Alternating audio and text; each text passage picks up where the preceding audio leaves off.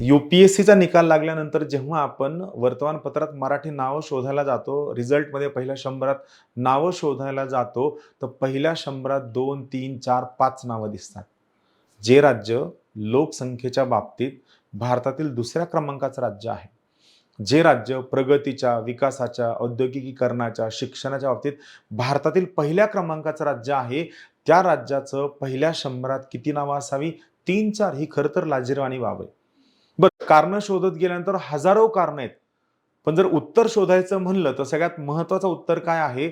जर UPSCमध्ये पास व्हायचं असेल आणि पहिल्या 100त जर रँक काढायची असेल, तर तुम्हाला तुमच्या UPSCची सुरुवात खूप लवकर करावी लागेल. हो, माझं म्हणणं आहे 10वी किंवा 12वी पासून सिव्हिल सर्व्हिसची तयारी करावी लागेल. तरच तुम्ही उत्तर भारतीय किंवा दक्षिण भारतीय लोकं जे पहिल्या 100त ढिगाणं असतात, त्यांच्यासोबत तुम्ही कॉम्पिटिशन करू शकता.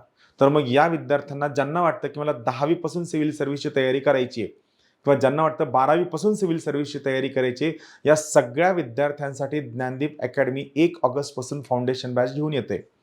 पण त्याच्या अगोदर जे विद्यार्थी गरजू आहेत, ग्रामीण भागातील आहेत, त्यांची आर्थिक परिस्थिती चांगली नाहीये, इकॉनॉमिक कॅपॅसिटी नाही, त्या विद्यार्थ्यांना ज्ञानदीप अकॅडमी स्कॉलरशिपची परीक्षा घेऊन येते, ज्यामध्ये या विद्यार्थ्यांना ज्ञानदीप अकॅडमी 100% स्कॉलरशिप देणार आहे. हो, मेरिटच्या आधारावरती ज्ञानदीप अकॅडमी 12वी पास झालेल्या विद्यार्थ्यांना UPSC पास होण्यासाठी 100% स्कॉलरशिप देणार आहे.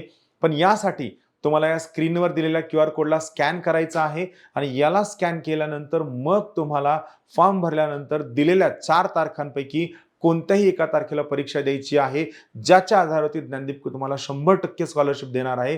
त्या 4 तारखा आहेत 15 एप्रिल, 20 मे, 24 जून आणि 22 जुलै.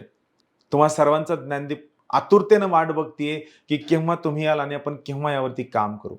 धन्यवाद.